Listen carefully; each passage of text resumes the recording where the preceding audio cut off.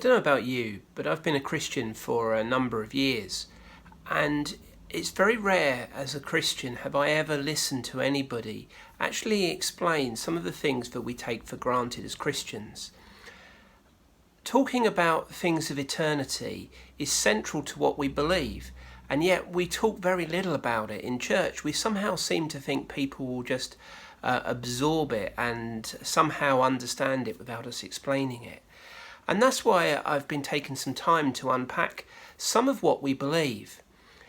Because as Christians, to understand the promises and to understand what our future is, it can impact us. So much of what we do in church and so much of what we talk about in church is about today, how we live today, how we reach out today, the activities we do today. But actually, so much of Christianity is focused on an eternity which is glorious and something to look forward to. And as Christians, if we understand what it is that we believe, it can strengthen our faith by giving us hope for the future. It can also help us to communicate better what it is that we're offering to people who have not yet made that decision to follow Jesus. The gospel is good news. There is hope of eternal future. It can also give us a sense of assurance. We know where our destiny is and a sense of urgency. So taking some time to understand these things is important.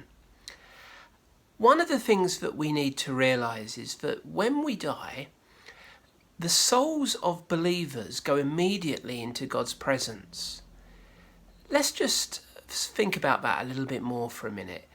When we die, we go immediately to be with Jesus. You see, death is a cessation of bodily life when our soul or spirit separates from our body and goes into the presence of God. Jesus said to the thief on the cross, "Today you'll be with me in paradise." And that word paradise that Jesus used is the same word that we have for the Garden of Eden, and also the same word we see in 2 Corinthians 12 verse 4 and Revelation 2 verse 7. Jesus clearly communicates that when believers die, their souls go immediately into paradise, into that sense of the presence of God. Understanding that is helpful because so often it's easy for errors to creep in. Over the years, I've seen believers and unbelievers struggle with aspects of life and death. So to understand that our souls go immediately into the presence of God when we die helps us to combat a number of errors that quite easily creep in.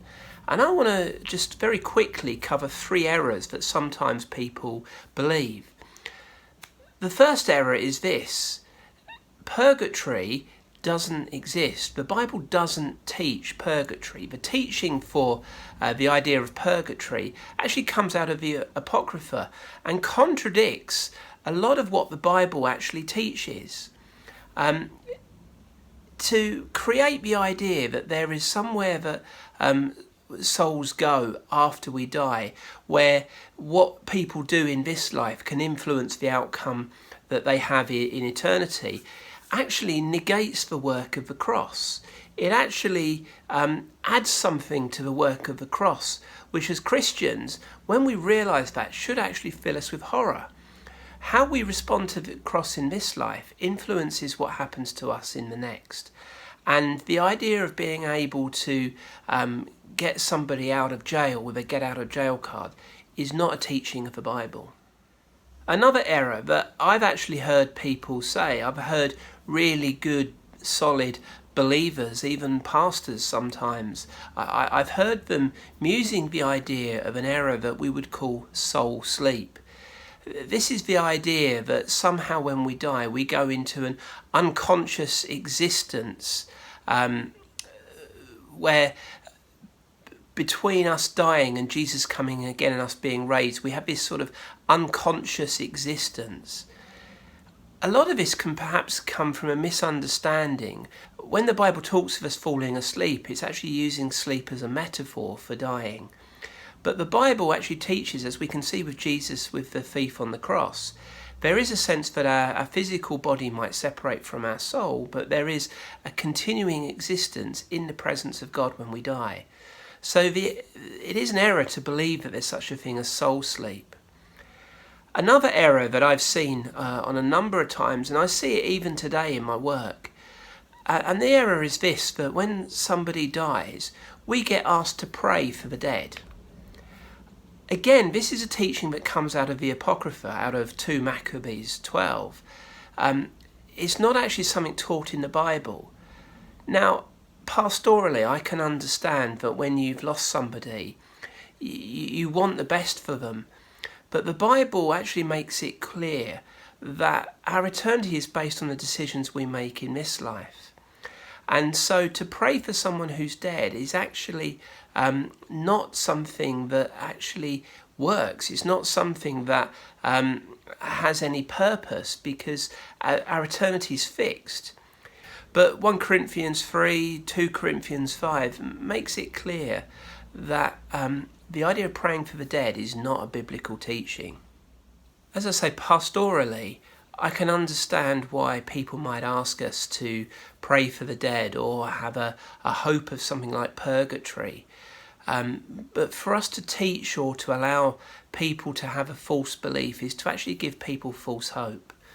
Pastorally, we need to support people who are grieving. We need to find ways to show them compassion and love. But what we do today is what matters for eternity. There are no second chances after this life. In this life, we get many chances to respond to Jesus, and God gives us many opportunities to respond to him. We need to make sure that we seize those opportunities, but also that we make the way easier for people to respond. We reach a hand out to people who are hurting, but clearly communicate that there is a God who loves them, who has an amazing eternity waiting for us. And it's important that we understand that it's what we do in this life that influences the next.